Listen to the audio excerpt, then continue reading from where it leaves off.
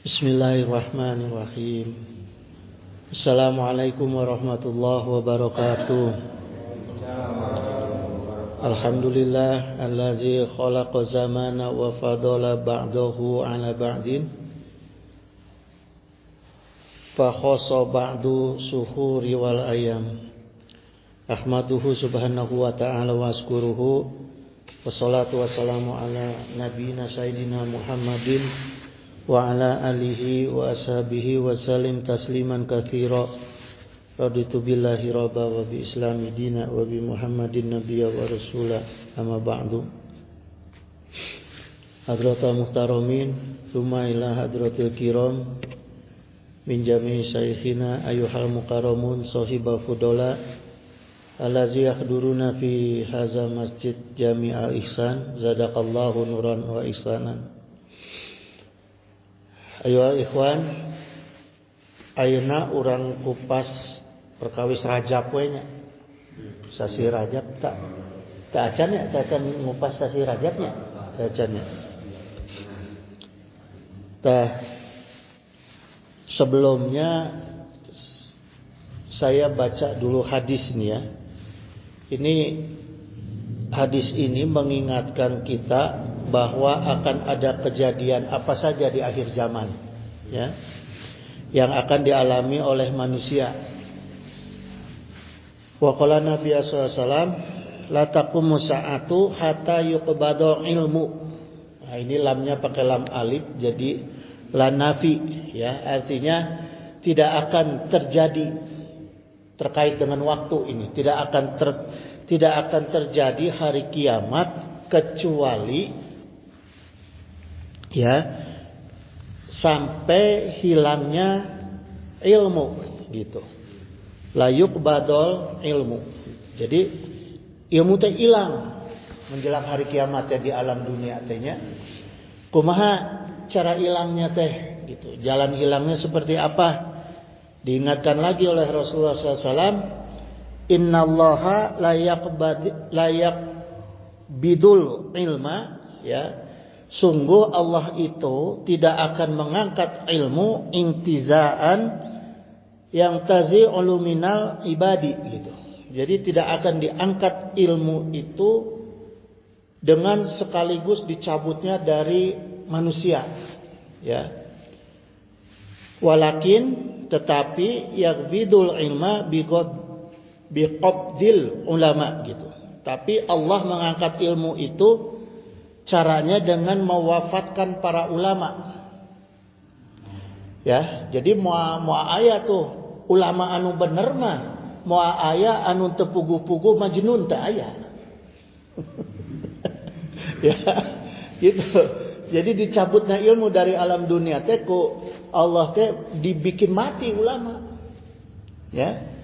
Kalau pahlawan mati 1 tumbuh 1000, kalau ulama mati 1000 encantang tuh tumbuh. Kata ulama gitu, ya. Kecuali ulama-ulama suun banyak yang muncul gitu ya. Gitu. Jadi ilmu yang dimaksud hadis ini teh kabawa mati ku ulama. Henteu aya gentosna gitu. Ya. Coba misalnya kieu, kakeknya Gus Dur aja. Yang enggak usah ngambil yang jauh-jauh, yang dekat aja. Kakeknya Gus Dur, Hadratus Syekh Hasyim Asy'ari, dugi ka ayeuna can aya gentosna. Ya? Di ka ayeuna ya. Anu lebih dekat deui Kiai Haji Hasbullah. Dugi ka ayeuna can aya gentosna. Ya?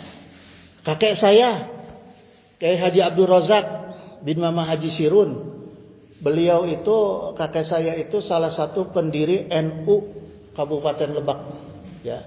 Kemudian beliau menjadi ketua Rois Suriah NU Banten, Lebak Banten, ya.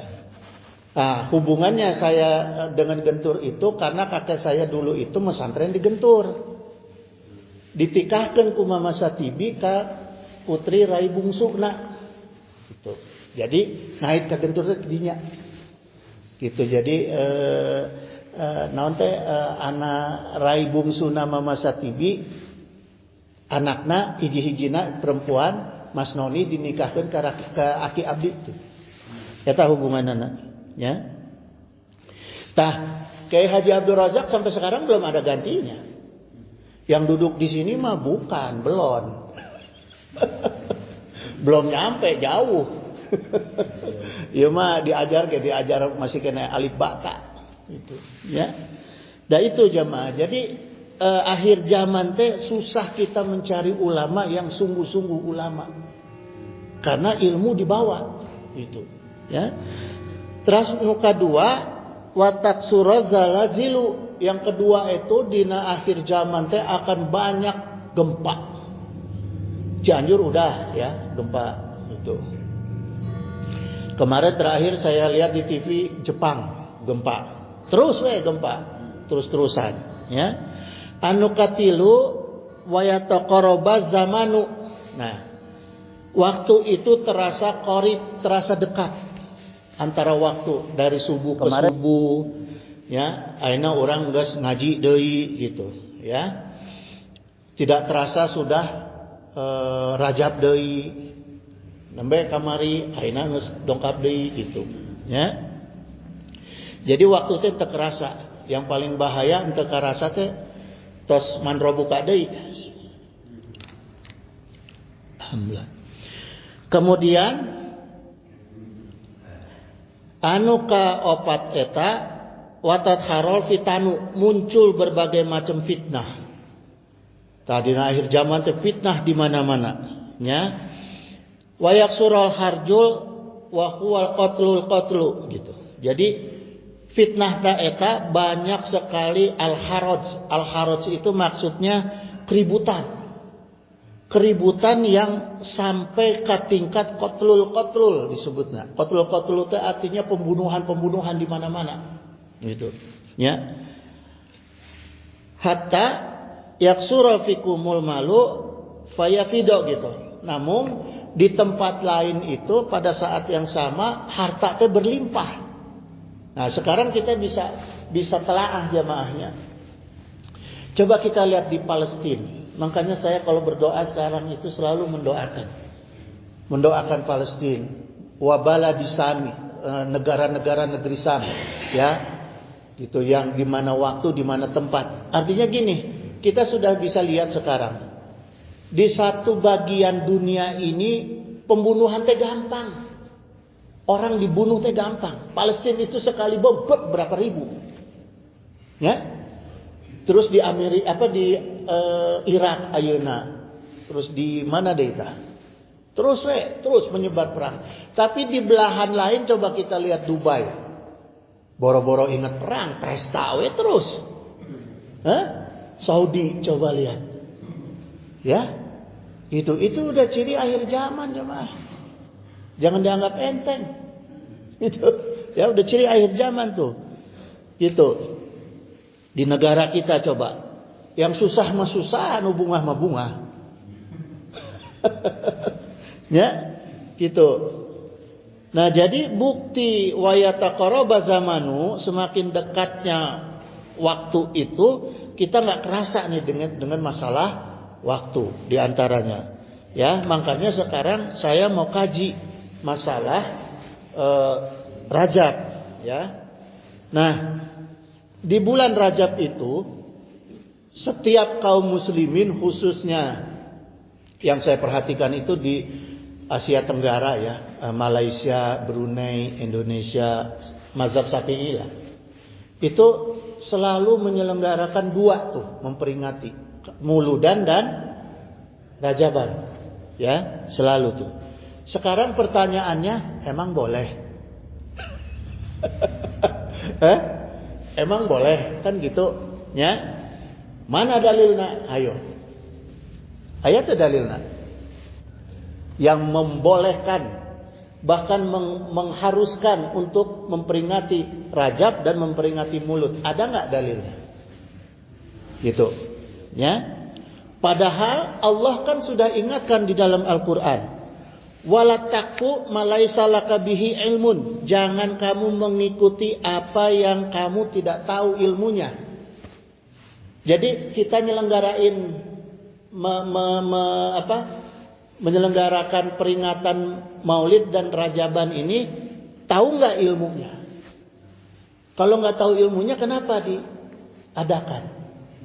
Ya, gitu. Sedangkan diancam ku Allah, inna sam'a wal basara wal fu'ada.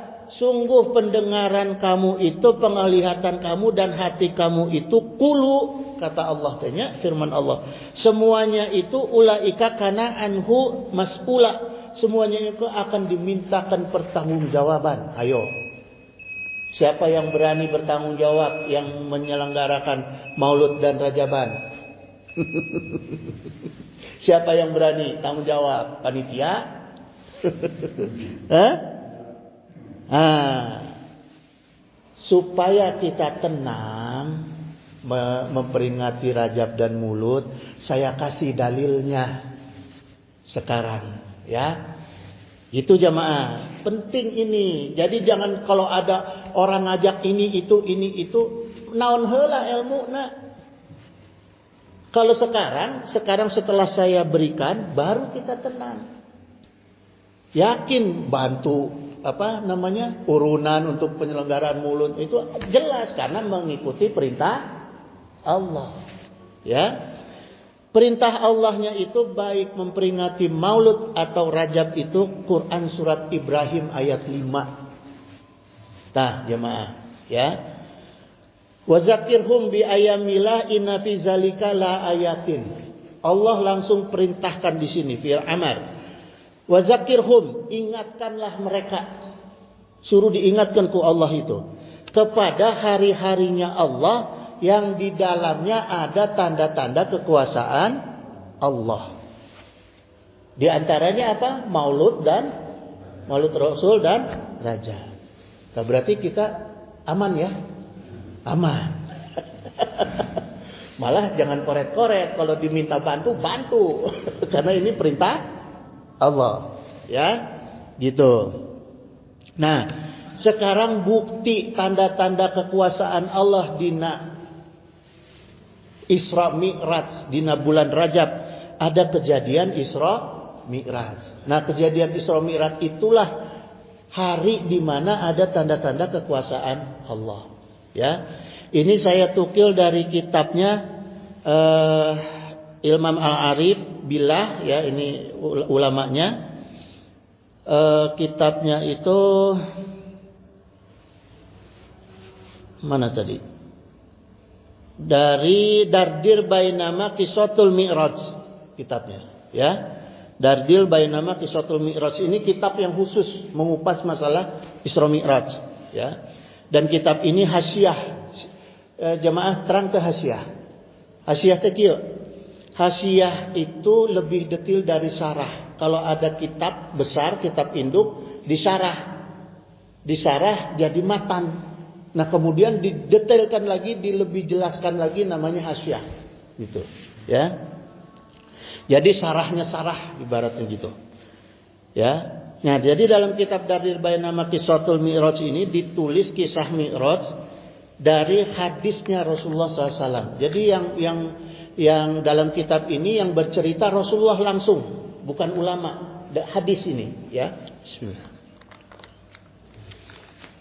Hadisnya perawinya itu Al-Bukhari lagi. Karena Abu Zar yuhadisu. Abu Zar itu memberitakan anna Rasulullah SAW itu bersabda, furija an sakfi baiti wa anna bi Makkah. Jadi terbuka atap rumah aku, ya. Sakfi baiti artinya atap rumah. Sakof itu atap rumah aku. Wa anna bi Mekah, ketika saya sedang ada di Mekah, ya, cek Rasul, ya, kata Rasul. Fanazala Jibrilu alaihi salam, kemudian turun malaikat Jibril. Fafaraja sodri, kemudian malaikat Jibril itu membuka dadanya Rasulullah, ya. Tsumma gosalahu bima izamzam, kemudian dadanya Rasulullah itu, dalamnya itu setelah dibuka dicuci dengan air Zam-Zam, ya. Summa jaa bitostim min zahabin, kemudian malaikat Jibril itu membawa bejana, mangkok besar, yang terbuat min zahabin, terbuat dari emas. Mumtali in hikmatau wa imanan. Nah, isinya baskom itu isinya adalah iman dengan hikmah. Ya. Fa'abgrahu fi sodri, kemudian diisi itu. Iman dan hikmah yang ada di mangkok emas itu diisi, dimasukkan, dituangkan ke dalam dadanya Rasulullah SAW. Suma atbaqahu, kemudian ditutup kembali ke malaikat Jibril. Nah, kejadian ini nggak mungkin terjadi kalau bukan karena izin Allah. Berarti terbukti bahwa Mi'raj itu ada tanda-tanda kekuasaan Allah. Maka di surat Ibrahim ayat 5 Allah perintahkan diperingati supaya kita mengingat kembali kekuasaan Allah, menambah tauhid kita kepada Allah. Itu maknanya jemaah. Ya. Gitu. Jadi bukan sekedar cerita-cerita hahaha hehe. Kudu ada makna. Dalam perintah Allah itu maknanya supaya meningkatkan tauhid kepada Allah, ya. Kemudian jemaah sekalian, setelah dioperasi tadi malaikat Jibril diajak Rasulullah itu setelah dioperasi diajak ke malaikat Jibril naik burak. Naik burak ke dari Masjidil Haram ila Masjidil Haram, ya, ke Masjidil Aqsa. Dari Masjidil Aqsa naik ke Sidratul Muntaha, gitu. Nah, ceritanya dalam kitab ini gini, jemaah. Ini saya terjemahkan ya, karena kalau pakai Arab semua nanti waktunya habis. Jadi ketika Nabi melakukan perjalanan di atas buraq, tiba-tiba itu Rasulullah SAW itu melihat dia diikuti sama jin ifrit bari mawa obor.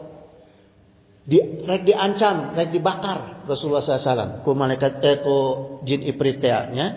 Setiap Rasulullah nengok ke jin ifrit eta teh molotot. Molotot ngancem gitu, rek ngabakar Rasulullah, ya.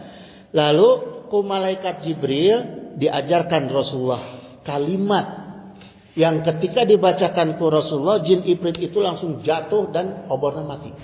Ya. Gitu. Kalimatnya a'udzu biwajhillahi karimi wa bi kalimatillahi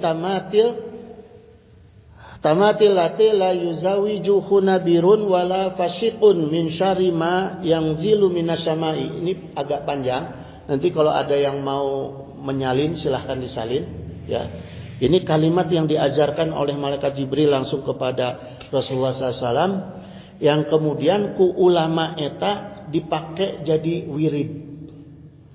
Dipakai ya jadi wirid di setiap malam hari kelahiran dibaca 121 kali untuk menangkal ada kedoliman dari sifatnya makhluk-makhluk yang seperti telu, sihir, jin, ya, itu ku ulama dipakai gitu, ya. Rasulullah tidak mengajarkan, tapi ulama yang menukil ini, gitu. Ada ulama yang menukil, ya. Nah, kemudian jemaah sekalian, beberapa kejadian dalam perjalanan Isra Mi'raj ini disaksikan oleh Rasulullah. Di antaranya pertama, Rasulullah SAW menyaksikan ada kaum yang sedang menanam. Setiap menanam dipanen langsung. Jadi begitu tanam langsung panen. Begitu dipanen tumbuh lagi. Itu nggak habis-habis. Dilihat ku Rasulullah. Ditanya ku Rasulullah ka malaikat Jibril, eta teh naon? Pertanda naon? Eta teh naon ya? Balasan Allah. Balasan Allah kanggo jami-jami anu osok sedekah. Anu ente hese sedekah, ente hese infak, yang mau melaksanakan nikmat Allah itu, rezeki dari Allah itu untuk disedekahkan, diinfakkan. Jadi hartanya tidak akan pernah habis, selalu tumbuh gitu. Dan nggak harus nunggu, ya, gitu jemaah. Kemudian jemaah sekalian, jadi memang karena janji Allah ya jemaah ya. Kalau namanya infak, sedekah, jariah itu kan ganjarannya 700 kali lipat, bayangin ya. Cuma jangan dibalik. Kita sedekah untuk di jalan Allah, jangan dibalik, cari sedekah dari jalan Allah. Ya, itu jangan dibalik gitu. Kita yang harus sedekah di jalan Allah, bukan cari sedekah dari jalan Allah. Itu yang pertama. Terus yang kedua itu Rasulullah SAW mencium wangi, ya, mencium wangi yang wanginya itu apa namanya ya? Pokoknya di sini di kitab ini diceritakan dahsyat lah wanginya, ya. Kemudian ditanya oleh Rasulullah SAW, ini wangi apa wahai Jibril?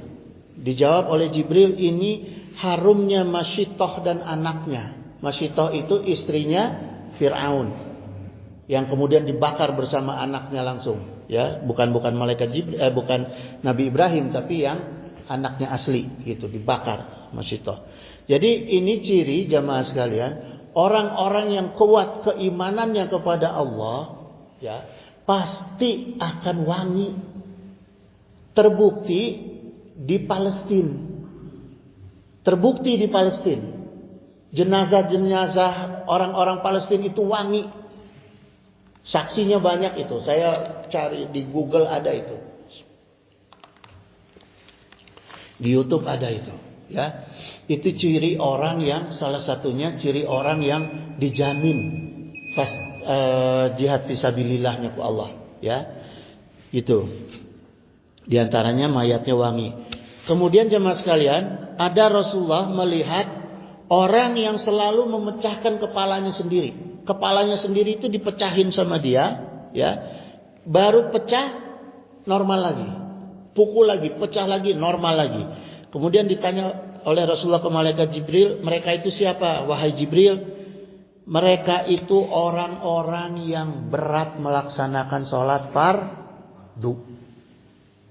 Jadi jangan sampai kita berat dina ngelaksanakan sholat fardu. Ya, sholatnya ulah kucak. Terutama dina sujud, manfaatkan sujud teh bariku doa. Subhana rabbiyal a'la wa bihamdi. Habis itu kita doa. Puji dulu Allah, kemudian doa. Karena saat sujud itu saat kita paling dekat dengan Allah. Kalau saya kebiasaan Subhana rabbiyal a'la wa bihamdi, langsung doa, Allahumma inni as'aluka rizqan thayyiban katsiran wasi'an bi ghairi hisab. Baca deh Subhana rabbiyal a'la wa bihamdi, baru bangun. Alhamdulillah moal pegat milik.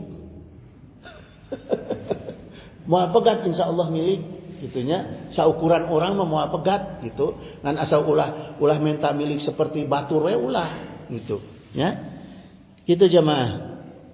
Kemudian Rasulullah melihat bertemu dengan orang-orang yang satu kaum itu, ya, yang pakai penutup sebatas ini aja, sebatas menutup apa namanya dubur gini ya, sebatas alat pitalah gitu, ya. Terus pergi ke rumput makanin rumput, pergi ke padang rumput makanin rumput orang itu, gitu. Seperti di sini dijelaskan seperti domba, ya, seperti domba makan makanan rumput, rumputnya itu rumput sejenis dori. Dori dalam bahasa Arab, dori itu rumput yang berduri. Jadi bukan rumput yang dimakan sapi di kita, bukan. Tapi rumput yang berduri kemudian bercampur dengan zakum. Zakum itu batu yang dipanasi, yang dibakar, gitu. Ya, batu panas dari neraka jahanam disebutnya zakum, gitu. Nah itu kerjaan dia makannya itu aja, gitu. Bari aurat kabuka, gitu. Ya. Ketika ditanya ke Rasulullah, ke malaikat Jibril, siapa itu wahai Jibril? Itu adalah orang-orang yang tidak pernah mensedekahkan hartanya, tidak pernah menginfakkan hartanya, dan tidak pernah menjariahkan hartanya. Eta, engkete kitu. Ya, gitu. Gitu jemaah. Terus Rasulullah bertemu lagi dengan sekelompok laki-laki, ya, yang makanannya itu daging busuk jeung nanah.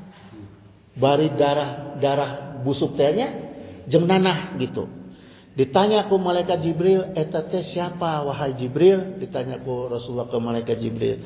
Dijawab ku malaikat Jibril, itu adalah laki-laki umat kamu yang sudah punya istri tapi suka berzina dengan perempuan lain.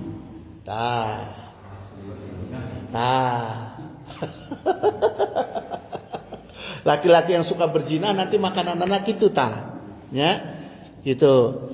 Nauzubillah summa nauzubillah. Kemudian Rasulullah SAW melihat lagi satu kaum yang lidahnya dipotong dengan gunting api.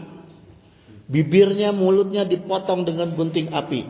Setiap kali lidahnya dan bibirnya dipotong itu putus, balik lagi normal. Ya. Lalu ditanya lagi oleh Rasulullah, siapa itu mereka wahai Jibril? Dijawab malaikat Jibril, para dai. Orang-orang yang suka menyeru kebaikan tapi tidak melaksanakan. Hati-hati ya. Orang-orang yang suka berdakwah tapi tidak pernah mengamalkan dakwahnya. Eta kitu nanti teh. Nauzubillah, tsumma nauzubillah ya. Ingetin jamaah, saya doain jangan sampai digunting. Ya, sieun. Ya. Nauzubillah, tsumma nauzubillah. Kemudian Rasulullah SAW bertemu sungai. Ketika sudah mendekati Sidratul Muntaha, Rasulullah Shallallahu Alaihi Wasallam bertemu sungai, diturunkan ku malaikat Jibril dari Burak, kemudian mengambil air sungai itu. Diminum oleh Rasulullah, manisnya lebih manis dari madu, sejuknya lebih sejuk dari air batu, dan wangi harum, lebih wangi daripada pengharum yang ada di dunia. Terus ditanya ke Rasulullah kepada malaikat Jibril, wahai Jibril, sungai ini sungai apa dan sungai siapa? Dijawab ke malaikat Jibril, ini sungai hadiah dari Allah untuk orang-orang yang suka bersolawat kepada engkau, memperbanyak solawat di bulan Rajab. Jadi perbanyak solawat di bulan Rajab. Ya, gitu jamaah. Nah, semua peristiwa ini baru sedikit. Saya nggak ngambil satu kitab. Sedikit contoh yang saya sampaikan. Kalau ini semua sebagai bukti dari perintah Allah dalam surat Ibrahim ayat 5. Inna fi zalika la ayatin gitu. Jadi nggak mungkin ada kejadian itu kalau tanpa ada kekuasaan Allah. Itu ya jemaah. Nah kemudian jemaah, ketika Rasulullah SAW tiba di Sidratul Muntaha, malaikat Jibril kan nggak bisa masuk tuh, berhenti. Ya, diajak sama Rasulullah, oh nggak bisa, Muhammad, saya hanya bisa sampai sini gitu. Akhirnya Rasulullah masuk ke Sidratul Muntaha. Begitu Rasulullah masuk ke Sidratul Muntaha, Rasulullah menyampaikan salam. Di sini di kitab ini tidak diceritakan Rasulullah bertemu, melihat atau tidak Allah, tidak. Cuma diceritakan Rasulullah SAW menyampaikan salam kepada Allah. Salamnya Rasulullah gimana? At-tahiyatul mubarakatus sholawatut thayyibatul lillah. Ya. Segala kehormatan, keberkahan dan kesucian hanya untuk Allah Subhanahu wa taala. Kemudian jemaah, salamnya Rasulullah SAW ini dijawab ku Allah. Dijawab ku Allah, Assalamu alaika ayuhan nabiyyu wa rahmatullahi wa barakatuh. Jawab. Ya. Dipuji ku Allah Rasulullah SAW. Ya, keselamatan atas engkau wahai Muhammad, dan rahmat aku dan berkah aku. Untuk Rasulullah. Dijawab ku Allah. Ya. Untungnya jamaah, Rasulullah ketika mendengar jawaban salamnya dari Allah itu, ingat ke umat, ente yang menang sorangan. Untungnya orang bukan Nabi, bukan Rasul Muhammad SAW. Maka orang jangan suka males solawat. Kemudian Rasulullah mendoakan kita umatnya. Assalamu alaina wa ala ibadillahis sholihin. Siapa yang diingat oleh Rasulullah dan didoakan ke Rasulullah? Orang-orang yang soleh. Gitu. Ya. Nah, ketika dialog Rasulullah SAW dan Allah ini didengar oleh malaikat, kemudian malaikat bersyahadat, asyhadu an la ilaha illallah wa asyhadu anna Muhammadur Rasulullah. Ya. Nah, kemudian dalam kitab ini ada tukilan dari kitab Bulughul Maram. Ya. Bulughul Maram itu Ibnu Hajar Al-Asqalani, beliau dalam kitabnya Babu Sifatis Sholati, sifat-sifat salat, beliau menceritakan bahwa sahabat Abu Mas'ud itu bertanya kepada Rasulullah, qala ya Rasulullah, ya, amaranallahu anusoli ya alaika, gitu, ya. Wahai Rasulullah, Allah memerintahkan kami bersolawat kepada engkau. Ini dalam bab salat, ya, dalam bab salat. Solawat dalam bab salat. Fa kaifa nusolli alaika? Seperti apa solawat kami untuk engkau di dalam solat ini, wahai Rasulullah? Ya, fasakata, kemudian Rasulullah berdiam menunggu wahyu dari Allah, kemudian turun wahyu dari Allah. Tsumma qala, qalu, dijawab oleh Rasulullah SAW, yang sudah biasa kita ini adalah salawat Ibrahim. Ya, Allahumma sholli ala Sayyidina Muhammad wa ala ali Sayyidina Muhammad kama sholaita ala Sayyidina Ibrahim wa ala ali Sayyidina Ibrahim. Seterusnya sampai fi alamina innaka Hamidun Majid. Jadi jamaah, lengkap peninggalan oleh Rasulullah SAW membawa perintah sholat ketika Isra Mi'raj itu berikut dengan tuntunan bacaan, diantaranya tahiyat akhir.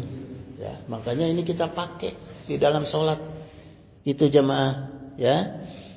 Kemudian kita salam sebagai penutup sholat, ya.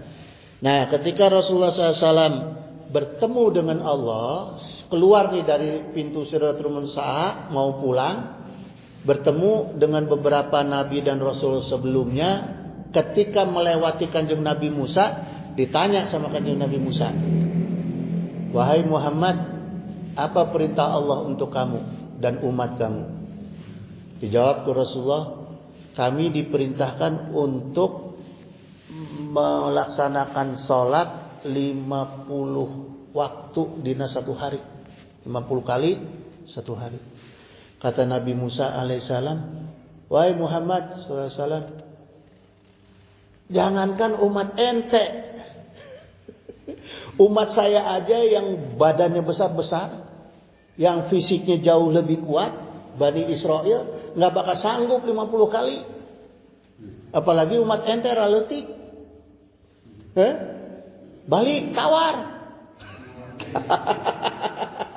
Jadi proses bolak-baliknya Rasulullah sampai sholat itu dari 50 ke 5 waktu dalam satu hari itu karena hasil dialog antara Rasulullah dengan Nabi Musa alaihissalam.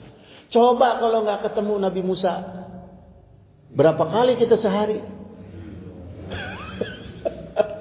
50 kali. 50 kali coba.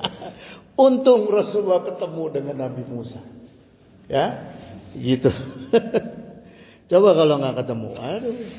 Ya, gitu jemaah sekalian. Kemudian ketika Islam datang, bulan Rajab ini ku Rasulullah dinamakan Rajabil Asoba wa Rajabal Asomu, ya. Rajabil Asoba itu adalah maknanya bulan yang setiap pagi, nih ingat jemaah, bulan yang setiap pagi dilimpahkan rahmat yang lebih banyak daripada bulan-bulan lainnya. Jadi usahakan jemaah jangan pernah tidur kecuali nges waktu lewat duha.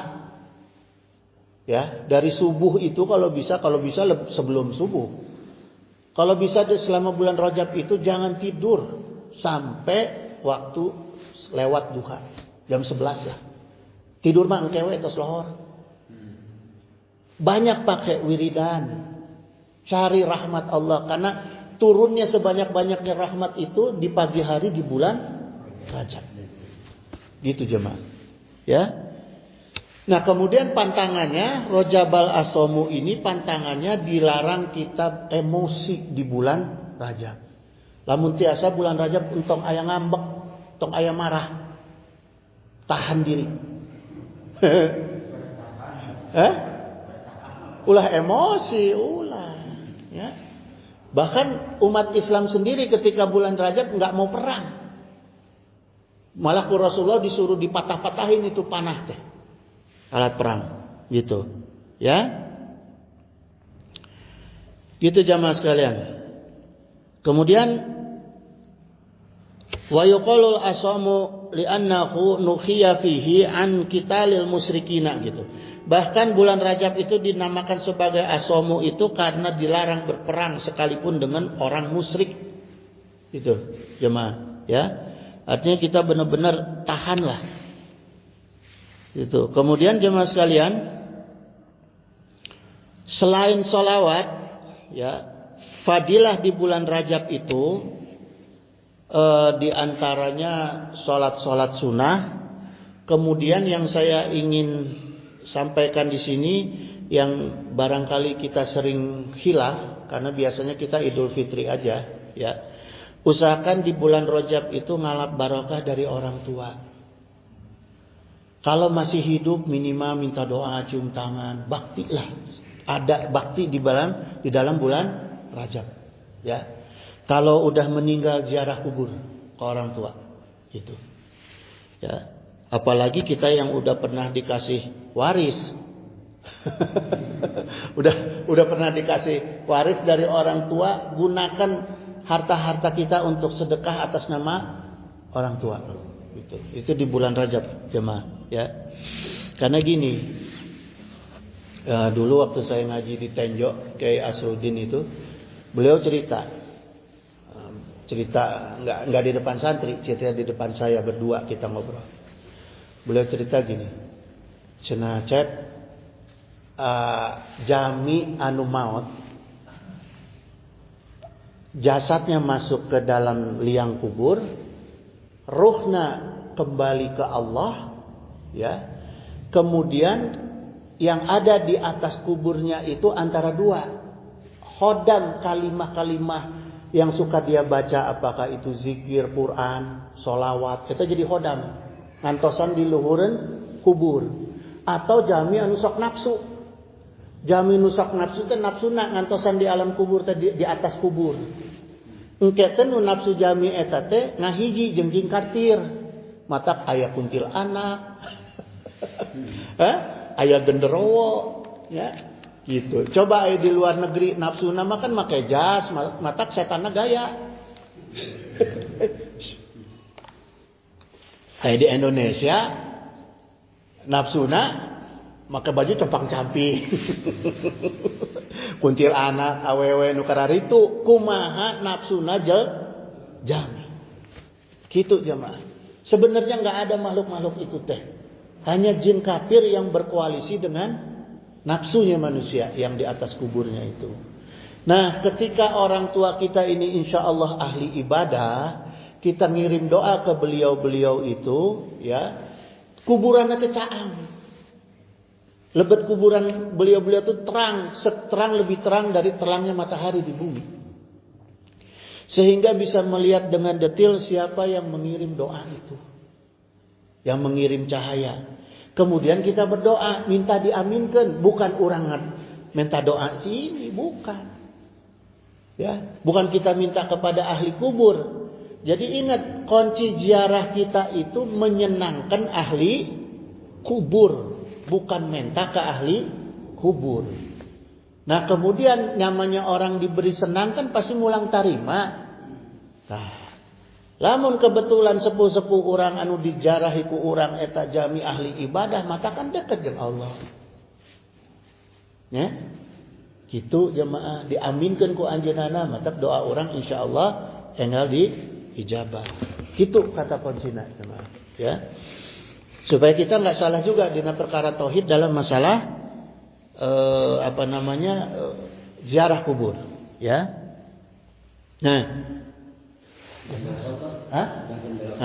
Jadi selanjutnya jemaah kita lanjutkan bulan depan. Ya. Wallahul musta'in ala kulli halin. Innahu samiun qaribun mujibud da'wat wa yaqdi hajat. Subhanaka Allahumma wa bihamdika asyhadu alla ilaha illa anta astaghfiruka wa atubu ilaik. Wallahul muwaffiq ila aqwamit thoriq. Wassalamualaikum warahmatullahi wabarakatuh. Waalaikumsalam warahmatullahi wabarakatuh. Ya Rabbi